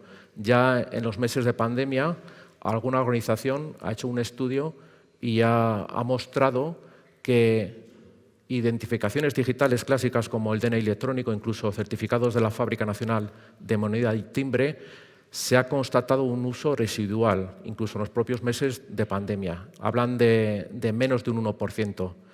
¿Qué pasa aquí? Bueno, se ha trabajado mucho, se ha hecho muchos esfuerzos, muchas cosas están funcionando bien, pero quizás queda también algo de margen de mejora.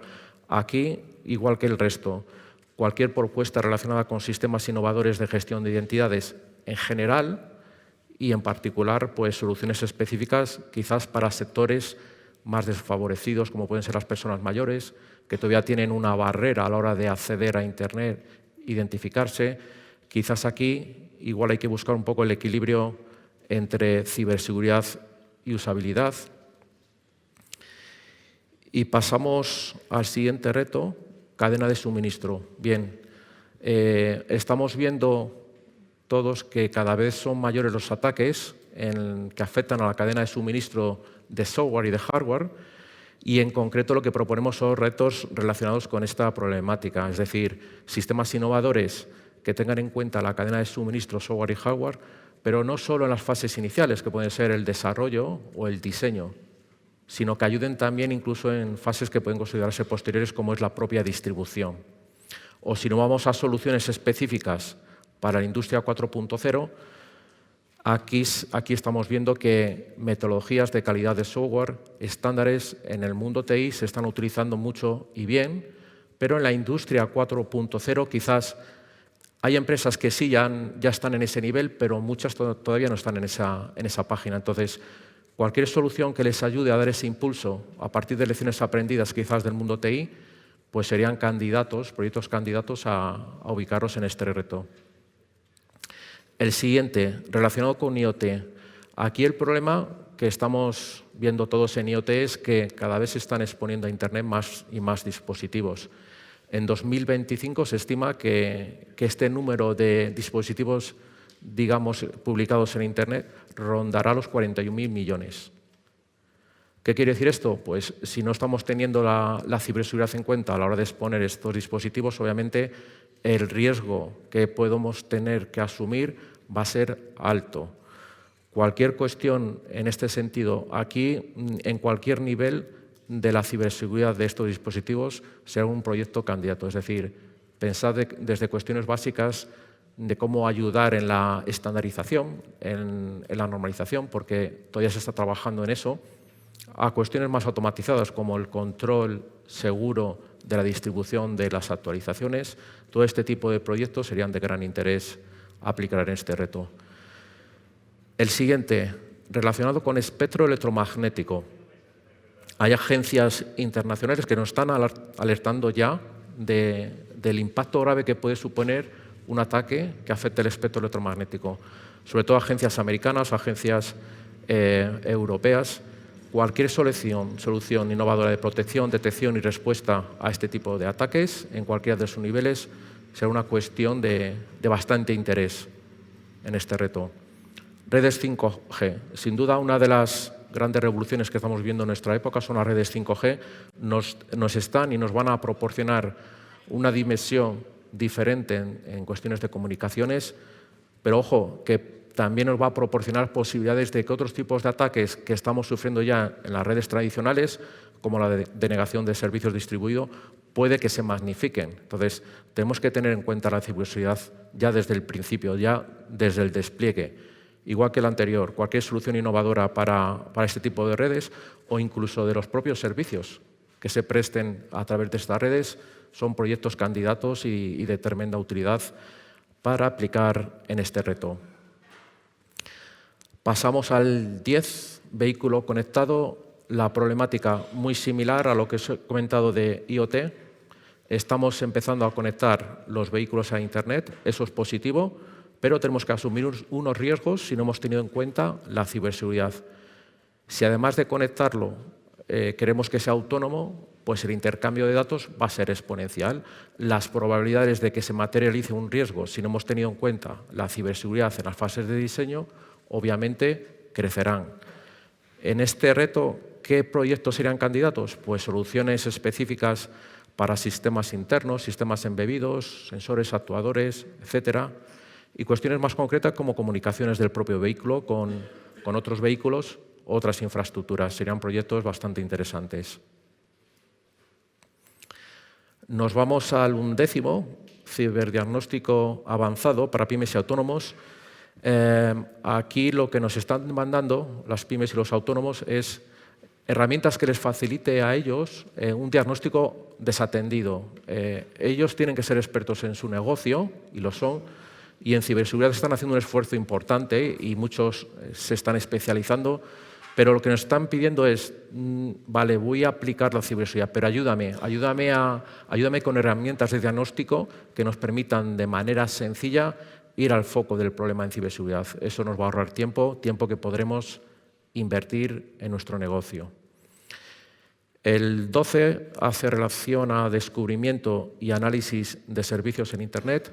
Este reto tiene, digamos, dos motivaciones importantes. Por un lado, es importante que todas las organizaciones, incluso a nivel gubernamental, conozcan el nivel de exposición de sus activos en Internet. Solo conociendo el nivel de exposición, luego podrán ser capaces de clasificarlos, saber si son o no son vulnerables, saber si están comprometidos, etc. Y por otro lado, lo que estamos viendo es que a nivel nacional tenemos una alta dependencia de tecnologías de terceros países relacionadas con esta temática. Lo que sería de interés para este reto es precisamente propuestas en este sentido que en paralelo nos ayuden a fortalecer la soberanía tecnológica de nuestro país. El 13, entornos simulados, señuelos. Bien, aquí somos conscientes de todos los beneficios que nos pueden dar los entornos simulados, señuelos, que representen procesos de una organización cuya ciberseguridad más les preocupe. Estamos viendo que se están utilizando como un control específico de ciberseguridad. Nos proporcionan beneficios desde efecto disuasorio para los atacantes o incluso nos generan la inteligencia suficiente a partir de la información del señuelo que luego a través de firmas podemos aplicar en un entorno de planta. Esto nos ahorra el riesgo de poner el servicio en peligro utilizándonos un servicio que si afecta a la disponibilidad no pasa absolutamente nada. En este reto, cualquier solución innovadora de despliegue de señuelos, si estamos hablando de infraestructuras críticas, podría ser de interés un señuelo que represente todo el modelo de Pardue en los 5 niveles, es decir, desde el nivel superior de TI a nivel de campo, lo más automatizado que se pueda, o ya referente a otras tecnologías como IoT, autoconsumo, etc. El reto 14, víctimas de ciberdelitos. A nivel nacional, como sabéis, no existe el ciberdelito tipificado como tal en el Código Penal. Lo que hace es referenciar a conductas delictivas. Aquí, cualquier solución innovadora que, digamos, trabaje a nivel tecnológico cualquiera de las conductas delictivas que vengan en el Código Penal sería de tremenda utilidad y de bastante interés para aplicar en este reto en concreto. El 15, redes botnets. Las redes botnets, como sabéis, desde el año 2000 que se descubre la primera, han ido creciendo en cuanto a complejidad, dispersión y ello provoca al final que lo que se necesita para detenerlos, la complejidad es mayor, más recursos. Necesitamos urgentemente tecnologías innovadoras también que sean capaces de detectar las bots en tiempo real o los servidores de comando y control para tomar medidas a continuación. Otro reto, el 16, está relacionado con las criptotransacciones. Aquí hay un dato clave que nos ayuda a visualizar el problema de este reto. Por poner un ejemplo, en el primer semestre del 2021 se han constatado pagos relacionados con campañas de ransomware solo de una cantidad casi cercana a 600 millones de dólares. Es decir, lo mismo, aquí cualquier tecnología innovadora que nos ayude a este seguimiento de transacciones, ya no solo asociadas a campañas de ransomware, sino cualquier tipo de campañas que tengan un perfil detrás de transacción, pues serían candidatas a este reto. 17. SMS y mensajería instantánea fraudulentos. Sabemos que estas tecnologías, SMS y mensajería instantánea, tienen un uso muy extendido, desde los niños, medianos, personas mayores. Todos utilizamos este tipo de mensajerías. Esto lo sabemos nosotros y obviamente también lo saben los malos. Están aprovechando esta circunstancia para utilizarlo como vector de ataque, de campañas de fraude, engaño, etc. ¿Algún ejemplo de proyecto que podría tener aplicación? Pues sistemas innovadores de detección instalados en el propio dispositivo que le permita al usuario final identificar en tiempo real una posible campaña que le pueda llegar a afectar y evitar que se materialice. Sistemas inteligentes de análisis, tratamiento, explotación, es decir, si somos capaces de forma anonimizada recoger toda esa información, centralizarla, tratarla y explotarla correctamente, quizás de ahí puedan derivar servicios de tremenda utilidad como pueden ser alerta temprana, que al final se beneficie las pymes, los ciudadanos, etc. Bien, vamos terminando el 18. sin duda, posiblemente el reto por excelencia, la atribución de ciberamenazas. Es muy difícil y a veces casi imposible atribuir una ciberamenaza, como sabemos, y de hecho la Estrategia Nacional de Ciberseguridad del 2019 nos dice directamente que trabajemos precisamente en este tipo de proyectos, mecanismos de inteligencia para facilitar la atribución de ciberamenazas. Cualquier mecanismo innovador en este sentido pues será de tremenda utilidad también, en concreto para este reto. Y terminando ya los retos, veréis ahí del 19 al 30 un total de 12 retos que están enfocados a un tipo de soluciones muy específicas, que son los centros de operaciones de seguridad. ¿Por qué este número de retos? Bueno, pues estamos viendo que a nivel sectorial, cada uno de los retos está enfocado a un sector, a nivel de sectores hay unas características clave muy similares a todas las empresas de un mismo sector.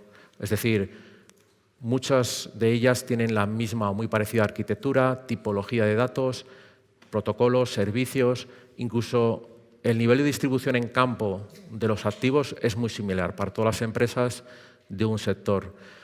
Por otro lado, lo vemos como una ventaja competitiva para aquellos que apliquéis a este reto, de manera que si somos capaces de tener una solución de este tipo muy enfocada a un sector, a un subsector, probablemente su comercialización posterior sea posible y fácil no solo a nivel nacional, sino a nivel internacional, lo cual os daría un impulso bastante importante.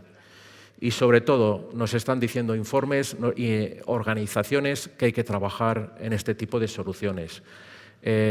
Por ejemplo, la estrategia de ciberseguridad de la Comisión Europea, la estrategia de la década digital, en concreto nos está diciendo, oye, tenéis que trabajar en este tipo de soluciones.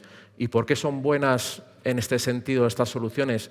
Entre otras cuestiones, porque al final la ciberseguridad llega de forma granular a más gente, a más usuarios, a más pymes, y estamos elevando el nivel de seguridad bastante más amplio.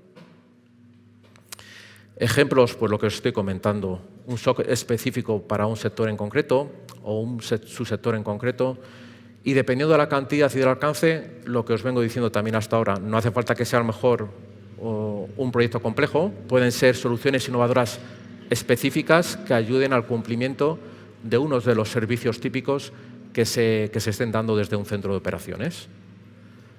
¿Vale? Bien.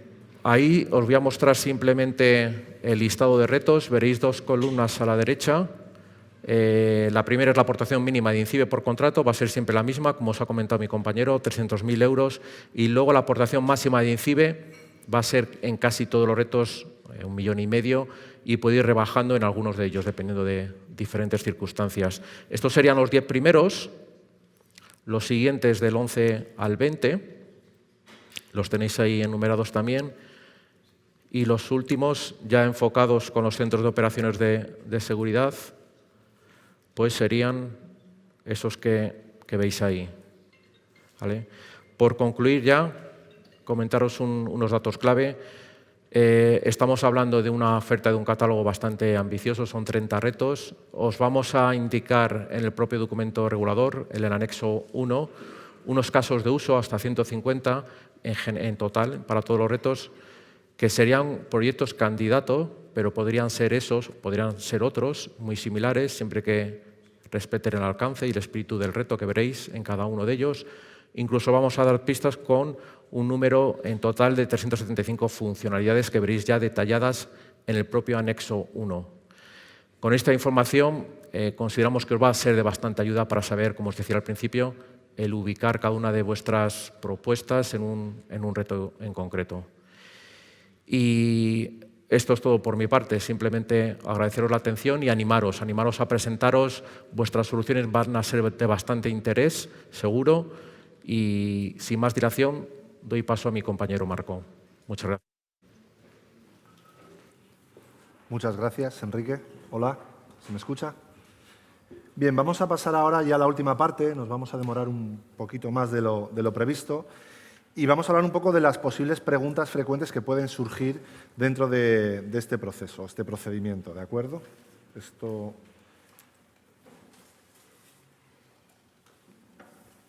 Ahí va. Lo primero, parafraseando a mi compañero Juan, comentar o recordar de nuevo que todas las preguntas deben ir dirigidas o se deben formular en la plataforma de contratación.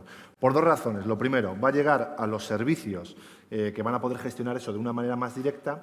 Y luego, segundo, todos los interesados en el procedimiento van a poder obtener la información. Es decir, es el lugar que centraliza todas las consultas, por lo tanto, lo haremos aquí. De hecho, no sé si alguno de vosotros ha tenido la posibilidad de acceder al procedimiento porque ya hay alguna pregunta formulada o alguna aclaración. De hecho, se ha normalizado una nomenclatura, por ejemplo, para todo lo que son aclaraciones o dudas, que son explicaciones de una manera un poco más exhaustiva, porque así se necesitan. Se va a llevar pues, un nombre que va a iniciar el documento, pues aclaración-duda, y luego las preguntas seguirán el timeline según vayan llegando, de tal manera que podamos conocer en qué momento ha llegado y tener la referencia de esa pregunta. ¿De acuerdo? En ese sentido, yo creo que podemos empezar por la primera cuestión que quizás os pueda surgir, ¿no? Es decir, ¿es compatible la compra pública precomercial 1 con la precomercial 2? Desde luego, son compatibles. Son compatibles siempre y cuando no se presente el mismo proyecto en las dos. ¿De acuerdo? Es algo obvio que luego entraremos un poco a detallar con la doble financiación. ¿Va a haber plazos de subsanación? Presumiblemente sí. Como con cualquier procedimiento, puede haber un momento, puede haber alguna cuestión que sea susceptible de subsanar. ¿Se va a alargar el plazo de presentación de ofertas, que muchas veces es en lo que se traduce? Presumiblemente no. No nos interesa, no queremos eso. ¿De acuerdo? ¿Cuál es la compatibilidad de esta compra pública precomercial con otras ayudas de financiación y subvenciones? Bueno, aquí hay que tener mucho cuidado porque esta tarea está delegada en el licitador y es importante que no se incurra en doble financiación, es decir, para un proyecto que nos den dinero de dos sitios, ¿de acuerdo? En ese sentido, si alguien es capaz de identificar o identifica esa cuestión, se puede solucionar de dos maneras, una más sencilla y otra que es mucho más agresiva. La primera es minorar el presupuesto de esa cuestión que nos están financiando de manera doble y la segunda, renunciar al contrato, que evidentemente eso a nosotros pues no nos interesa. Vale, esas serán cuestiones de carácter general. Tenemos las de agrupaciones y subcontrataciones, que son también otra serie de cuestiones que suelen surgir. La primera, ¿se puede cambiar una empresa de la agrupación de empresas en algún momento del procedimiento? En principio, no. ¿De acuerdo? Salvo que se demuestre que no hay solvencia, que la sociedad entra en algún momento, o la agrupación o la subcontrata, en algún tipo de disolución, ahí se podría valorar, pero en principio no. Luego, otra bastante típica, es decir, ¿el usuario final del proyecto puede participar en el proyecto? ¿La solvencia se puede contratar? No. Evidentemente, tal y como decía Juan, se busca neutralidad, transparencia, y si tenemos nosotros contratados a los usuarios finales, pues presumiblemente, aunque es bastante factible que pueda salir una solución interesante, pues no estaríamos en un principio de neutralidad. ¿De acuerdo? Otra cuestión es la que también pues adelantó un poco Juan. ¿Está permitida la subcontratación dentro del mismo grupo empresarial? Sí, sin ningún problema. ¿De acuerdo? Lo único que todos los que forman la unión temporal o el grupo empresarial, las subcontrataciones y demás, pues tienen que presentar la documentación de todas las compañías o subcompañías dentro del grupo. Luego, otra pregunta que seguramente pues nos pueda venir. ¿Se pueden presentar grandes empresas a este procedimiento junto con otras? Sí. Este procedimiento está pensado en gran medida pues, para que se presente la mayor cantidad de empresas posibles. Esto incluye, por supuesto, a las pymes. Es decir, queremos abrir este procedimiento para que tengamos pues, mucha respuesta, y en ocasiones puede parecer que quizás la otra iniciativa estaba más dirigida a empresas tractoras y está a empresas pymes, pero nada más lejos de la realidad. Es decir, si queremos que una empresa forme parte de nuestra UTE, puede hacerlo, una gran empresa, y si queremos subcontratar los servicios de una gran empresa, también sin ningún tipo de problema vamos a poder hacerlo. Luego, ¿una misma empresa puede ser subcontratada por varios licitadores? Sí, pero atendiendo un poco a lo que comentaba Juan de las prácticas colusorias, ¿de acuerdo? Es decir, yo no puedo ser una empresa donde voy a presentar un módulo o una funcionalidad y voy a presentar la misma funcionalidad en diferentes proyectos, ¿de acuerdo? Eso, en principio, no podría ser. Y luego, cuestiones relacionadas con la solvencia, ¿de acuerdo? Que esto lo vamos a ver a continuación en un pequeño vídeo que hemos recortado, porque luego también un poco en relación a lo que comentaba Juan, es decir, a nosotros nos interesa que participen la mayor cantidad de empresas, y muchas veces esas empresas, dentro de lo que es la fase de licitación, por cometer algún tipo de error, por adjuntar documentación que no se debe, quedan fuera del proceso. Bueno, pues a través de ese pequeño vídeo que os voy a presentar con mayor detalle, lo subiremos a la web, vamos a intentar eliminar este tipo de cuestiones. Pero en cualquier caso, los subcontratistas contratistas sumarían los dos criterios, solvencia, volumen de negocio, es decir, solvencia técnica o financiera? Sí, pueden sumar cualquiera de las dos solvencias, ¿vale? Lo único que tendremos que justificarlo a través de la Declaración Europea de Contratación Única, pero pueden sumar cualquier tipo de solvencias, ¿vale? En el caso de que seamos una empresa y que realmente hayamos hecho proyectos de TI y que solo se incluyan una parte de ciberseguridad, ahí se formula esa cuestión, es decir, ¿cómo podemos justificar que se ha hecho una parte de ciber? Pues bueno, básicamente determinando qué porcentaje de ese proyecto ha sido de ciberseguridad e incluyéndolo en la declaración, ¿vale? Luego, ¿se debe incluir información acerca de las solvencias de todas las empresas del grupo empresarial? Pues no, no es necesario. Solo se debe incluir la solvencia de todas aquellas empresas o subempresas del grupo empresarial que se vayan a presentar a la oferta, ¿de acuerdo? No tiene ningún sentido obtener toda la información del grupo empresarial. Y luego, ¿la solvencia técnica tiene en cuenta proyectos de I+D+I internos financiados por las propias empresas? No, en ningún caso. ¿De acuerdo? Tienen que ser proyectos de innovación que hayan sido a terceros. Da igual que sea de empresas de carácter público o empresas de carácter privado. Pero si yo desarrollo un proyecto para mi uso interno de innovación en mi organización, no va a contar como solvencia técnica. ¿De acuerdo? ¿Y qué es lo que se va a valorar de cara a la solvencia técnica? Presupuesto adjudicado, ejecutado o justificado. ¿Por qué puede ser interesante esta cuestión? Bueno, pues básicamente porque yo puedo estar en un procedimiento, pues imaginemos, de H2020, que está relacionado con la innovación, pero todavía no ha finalizado, ¿no? Pues solo se va a tener en cuenta el presupuesto ejecutado como solvencia. ¿De acuerdo? Comentaros que esto simplemente es un conjunto de cuestiones principales. Por eso es cualquier pregunta, cualquier duda que os surja, por favor, a la plataforma, que realmente es donde se van a solucionar o donde se van a responder de manera mucho más ágil. Entonces, ahora, para ver cómo sería el proceso en fase de licitación, de presentación de ofertas, aunque Juan ya lo ha adelantado brevemente, hemos elaborado un pequeño vídeo, ¿vale?, para que todas las empresas que no tengan conocimientos de cómo acceder a un procedimiento de estas características, porque como contestaba ayer a un correo, mi compañero Juan dice, es un proceso un poco tricky, ¿vale? Es decir, tiene muchas cosas, vamos a intentar facilitarlo en la medida de lo posible. Es decir, que no puedan fallar o que no se puedan cometer errores a la hora de subir tu documentación, qué anexos incluir y demás. Entonces, por favor, si me podéis reproducir el vídeo. Bueno, aquí hay una musiquita, no vamos a tener musiquita de fondo, pero bueno. Bueno, esta demo es exclusivamente relativa a la fase de licitación, ¿de acuerdo? Y vamos a ver cómo se presenta una oferta. Lógicamente, se va a presentar una licitación convencional con 3 sobres, ¿de acuerdo? El sobre A de solvencia, el sobre B de presupuestos y demás, y luego el sobre C, la automática, ¿de acuerdo? Comencemos con el sobre A.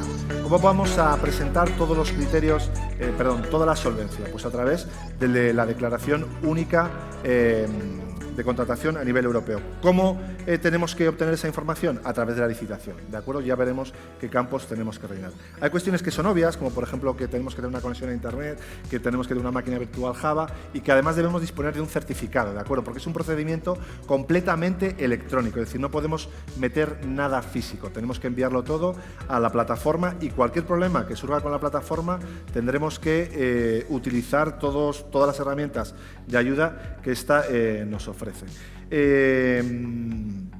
¿Dónde podemos partir cuando no tenemos mucha información o no hemos hecho nunca accedido o nunca hemos accedido a un procedimiento de estas características? Bueno, pues a la guía de ayuda que nos ofrece la plataforma de contratación del Estado, ¿de acuerdo? Ahí nos va a decir cómo podemos presentar toda la documentación y demás. En el caso, insisto, de que tengamos algún tipo de problema, vamos a poder acceder a la dirección de correo electrónico o bien haciendo una llamada al número que ahí se refleja, ¿de acuerdo? Esto es para cuestiones relacionadas con la plataforma, no con el procedimiento. Es decir, si no podemos subir un sobre, tenemos que llamar ahí y poner en contacto ahí. ¿Cómo vamos a hacer la parte de solvencia? Bueno, pues a través de un mecanismo, como he adelantado, pues muy sencillo, ¿no? Que es a través del documento europeo único de contratación. ¿Esto qué nos va a permitir? Bueno, pues tener en un único formato de documento, que ya que existe, pues lo vamos a aprovechar, toda la información para que podamos procesar todo eso de una manera mucho más ágil, mucho más rápida y que podáis, sobre todo, a la hora de presentar las ofertas, pues cometer los menores errores posibles, ¿no?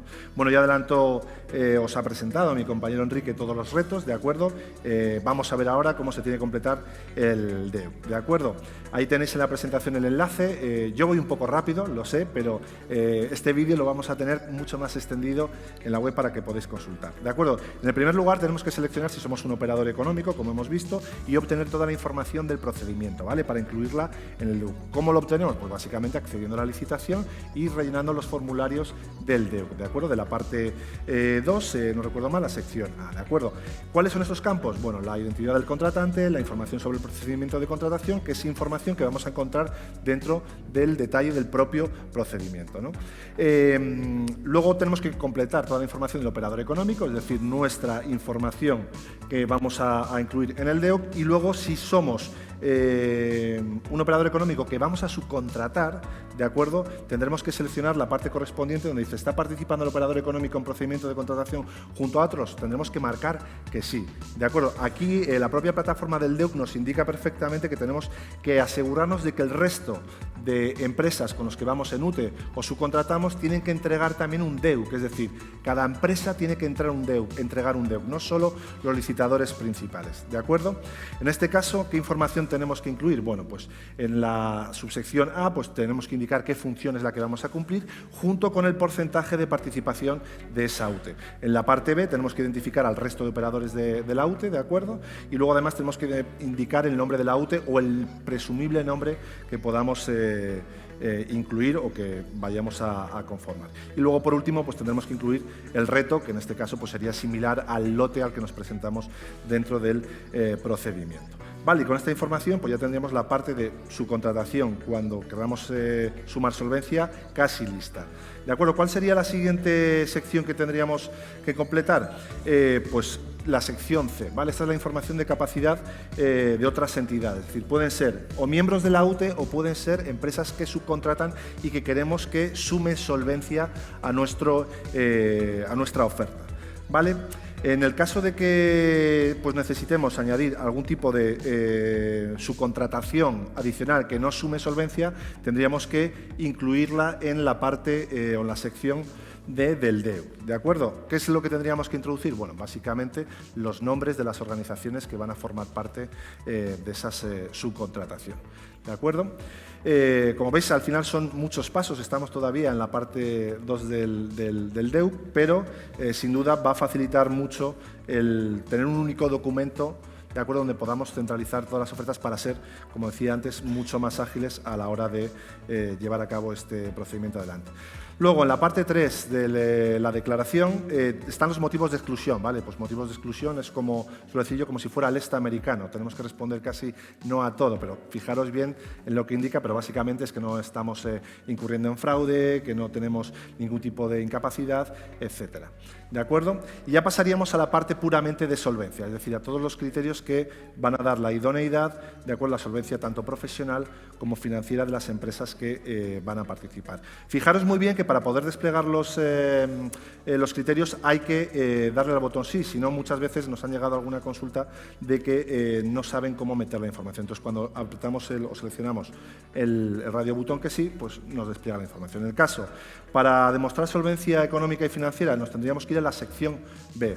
Dentro de esta sección tendremos que indicar pues, bueno, todo lo que se menciona en el documento regulador, y a pesar de que bueno, no hemos metido ninguna cláusula banal en el documento, es muy recomendable que os lo leáis, pero aquí básicamente tenemos que introducir todos los datos correspondientes a los 3 ejercicios anuales, debe ser superior al 50% del proyecto, y si concurren en forma de UTE con subcontratas, tienen que aportar cada subcontrata un DEUC, ¿vale? Lo mismo que estaba comentando anteriormente. Siguiendo con el apartado 4, también se requieren otros requisitos económicos y financieros, que es la contratación de una póliza, ya lo comentó también Juan, con un importe equivalente al 50% del presupuesto del contrato. Vale, es una manera de asegurarnos bueno, que vamos a tener esto bien atado. Luego, cuando se trate, por ejemplo, de la solvencia técnica, ¿de acuerdo? Tenemos que indicar en la sección, a ver si aparece, que me estoy adelantando un poco aquí, de la prestación de servicios de tipo especificado, todos aquellos proyectos donde hayamos hecho algo relacionado con la ciberseguridad. ¿De acuerdo? Son los proyectos, o algún proyecto de innovación en los últimos 5 años o proyectos que hayan podido permitir comercializar soluciones por un importe de 200.000 euros. ¿De acuerdo? Luego, en la parte de subcontratación, también tenemos que especificar de qué se van a encargar cada subcontratista, es decir, si va a hacer un módulo, si va a hacer algún tipo de... Es decir, lo que se vaya a encargar dentro de lo que son los paquetes de trabajo en el plan de proyecto. Una vez que tengamos toda esta información, que ya digo que he ido a toda mecha, tendríamos listo lo que es el DEUC, tendríamos que hacer una vista preliminar, ver si todo está bien y guardarlo. Insisto, si vamos a utilizar o vamos a subcontratar o vamos a hacernos miembros de una UTE, cada miembro de esa UTE tiene que rellenar un DEUC de manera independiente. Y luego tendríamos que rellenar también, en el caso de las subcontrataciones, el anexo 3, ¿vale? Donde nosotros vamos a rellenar nuestra información, los subcontratistas la suya, y este documento tiene que ir firmado por las dos partes, ¿vale? Tanto por el licitador principal como los subcontratistas. Bien, vamos a pasar al sobre B. Ya tenemos todo lo necesario en el sobre A. ¿Qué tiene el sobre B? Bueno, pues el anexo 4, que es relacionado al presupuesto, el anexo 5, que son los usuarios finales, el anexo 11, la memoria, y luego una información relacionada con la propiedad intelectual, que básicamente es qué es lo que vamos a utilizar de posibles empresas terceras para conseguir este proyecto. Básicamente son esos 4 puntos que aparecen en el documento regulador y que, bueno, pues si tenemos un proyecto que necesita este tipo de cuestiones, tenemos que incluirlas también en el sobre B. Recordemos, de nuevo, reforzamos este mensaje, no meter nada en el sobre B relacionado con el porcentaje de coinversión, porcentaje de royalties, si vamos a dar más de años adicionales con los royalties, etcétera. ¿Por qué? Porque automáticamente la oferta quedaría excluida. ¿De acuerdo? Pasamos al anexo 4, que es el modelo de presupuesto, donde vamos a incluir pues, toda la información relacionada con nuestra licitación, pero luego vamos a tener 2 tablas que es realmente la parte importante, ¿de acuerdo? Donde vamos a incluir todas las partidas presupuestarias de cada categoría de gasto que vamos a incluir. Para facilitar un poco esto, también hemos diseñado una hoja Excel que esperamos tenerla subida en la plataforma de contratación para facilitar que podáis incluir todos los gastos que podéis imputar a este tipo de proyectos de una manera pues, que además os permita dilucidar o determinar si estáis en algún grado de incumplimiento. Por ejemplo, si en la etapa 1 superamos los 25.000 euros, pues vamos a poder desde la propia hoja Excel comprobar que eso no ocurre, ¿no? Para facilitar ese tipo de cosas y que, insisto, para que las ofertas nos lleguen lo más correctas posibles. Luego también, dentro de unos segundos veremos una simulación, tenemos que llevar a cabo pues, el completar todos los datos en el caso de que una empresa esté en un país extranjero, también incluir ese tipo de información. ¿De acuerdo? Importante, leeros todas las notas que están en el modelo relacionados con la imputación de gastos. ¿Vale? Luego en el anexo 5 lo que vamos a tener es el compromiso del usuario final, ¿de acuerdo? Donde incluiremos de nuevo la información del licitador, incluiremos la información del usuario y luego también el acuerdo mutuo de qué es lo que se va a hacer. ¿Vale? Del mismo modo que el anexo 3 relativo a la subcontratación, este anexo también tiene que ir firmado por ambas partes, ¿vale? Tanto por el licitador como los usuarios finales. Y aquí estamos viendo un poco la simulación de varias cosas. Bueno, por un lado, aquí tenemos 5 ofertas, ¿de acuerdo? O proyectos, ¿de acuerdo? Que no son válidos. Disculpadme que no profundice más en esto, pero es que se va a pasar enseguida, pero lo vais a poder ver con mayor detalle cuando subamos el vídeo en la web. En cualquier caso, lo que se establece con esta parte del vídeo es que sepamos identificar cuáles son los presupuestos máximos y mínimos que podemos utilizar en base a las partidas de cada proyecto. ¿De acuerdo? Y esta es la Excel que os hablaba, ¿de acuerdo? Aquí tenemos la posibilidad de ir incluyendo nuestros gastos en relación a cada categoría para poder ver si se cumplen los diferentes criterios de cara, pues por ejemplo, bueno, los que más avezados habréis fijado que ahí arriba en la celda 7 aparece porcentaje de coinversión. Eso no se va a incluir, porque tal y como comentábamos antes, la coinversión no debe ir en el sobre B, ¿vale? Pero sin duda va a ser una herramienta que os va a poder permitir, ¿de acuerdo?, llevar a cabo un cálculo del proyecto de una manera mucho más por decirlo de algún modo, más segura, ¿no? Sin que podamos cometer errores. Esto sobre todo está dirigido a esas empresas que no tienen experiencia en este tipo de procesos. ¿De acuerdo? Bueno, tenemos la distribución presupuestos por año, ahí aparecen pues todas las comprobaciones y demás. Sin duda, vamos, desde nuestro punto de vista es algo que puede ser muy interesante de cara a que las empresas, pues bueno, pues lo dicho, no puedan incluir cosas que realmente luego les puedan dejar fuera. Luego tenemos el anexo 11 y el 12 del documento regulador. El anexo 11 es la memoria. La memoria tiene una serie de características, ¿vale? Está entrando la hora de comida, que nadie se me distraiga. Tiene una serie de características que es importante que tengamos en cuenta, ¿vale? Sobre todo, a la de nosotros lo que queremos es tener, pues como decíamos antes, ¿no? Algo que desarrolléis con cariño y que a nosotros nos guste y nos llame la atención. De hecho, dentro de lo que es la propia memoria, se exigen una serie de criterios para poder dar una calidad suficiente a esa memoria, ¿no? Luego existe una limitación de tamaño, 20 hojas si solo aportamos un usuario final o 23 en el caso de que aportemos más usuarios. Luego tenéis el anexo 12, que son los criterios evaluables. Es decir, si contamos con los criterios evaluables, va a ser muy fácil desarrollar esa memoria de una manera lo más óptima posible, ¿de acuerdo? Importante el punto 1.4 y el punto 1.5. Si ahí se puntúa un 0, se considera que no hay innovación y automáticamente esa oferta queda excluida, ¿de acuerdo? Por cierto, tampoco se puede puntuar 0 en ningún criterio. Entonces, tener en cuenta todas esas cuestiones porque al final esto es lo que nos va a dar pues, una mayor puntuación, una mayor calidad y pues, estar dentro de lo que es la clasificación de ofertas pues, en una posición más alta o más baja. ¿De acuerdo? Y luego, por último, pues el anexo 7, ¿de acuerdo? Que es la evaluación automática, es decir, la coinversión y los royalties. De hecho, aquí vosotros vais a poder calcularlo, es decir, vais a saber cuáles son los criterios de puntuación y en función de el porcentaje de coinversión que vais a ofrecer y de royalties, pues tendréis en este caso información. Tener en cuenta los límites inferiores, ¿vale? O sea, mínimo un 4% de coinversión y mínimo un 1% de royalties. A partir de ahí, todo lo que sea para arriba son puntos que van a sumar en la oferta. Por lo tanto, esto lo vais a poder ver vosotros mismos con vuestro criterio para determinar si realmente os interesa sumar aquí más o sumar en otro sitio o desarrollar más otras partes de la oferta. En cuanto pase esto, vais a ver una simulación de 4 ofertas donde pues va a haber, la primera es una oferta de mínimos, donde solo se ofrece el 4% de coinversión, ahí la tenemos, y 1% de royalties, no puntúa nada, 0, ¿vale? Pero no se excluye esa oferta, es decir, está en mínimos. La oferta B, por ejemplo, ofrece solo un 2% de coinversión, sin embargo, da un año más de años en royalties y tiene 5 puntos, pero no es válida, ¿vale? Porque no cumple el criterio mínimo de conversión. Y luego, bueno, la oferta D, que sería la más optimista, donde tenemos un 95% de porcentaje de conversión y 20% de royalties, pues sería lo estupendo. Y una vez con toda esta información, ¿verdad? Que ha sido un poco, parecía de Telefónica del ADSL que hablaba tan rápido cuando entraba a las casas, ya tendríamos toda la información para subirla a la plataforma de contratación y presentar la oferta. Como comentábamos antes, desde nuestro punto de vista, o sea, es una iniciativa que es absolutamente, aparte de novedosa, pues esencial para elevar un poco pues, ¿no? todos los elementos necesarios dentro del ámbito de la ciberseguridad, no como empresas que desarrollan, sino para toda la sociedad, y os animamos pues, de nuevo a participar.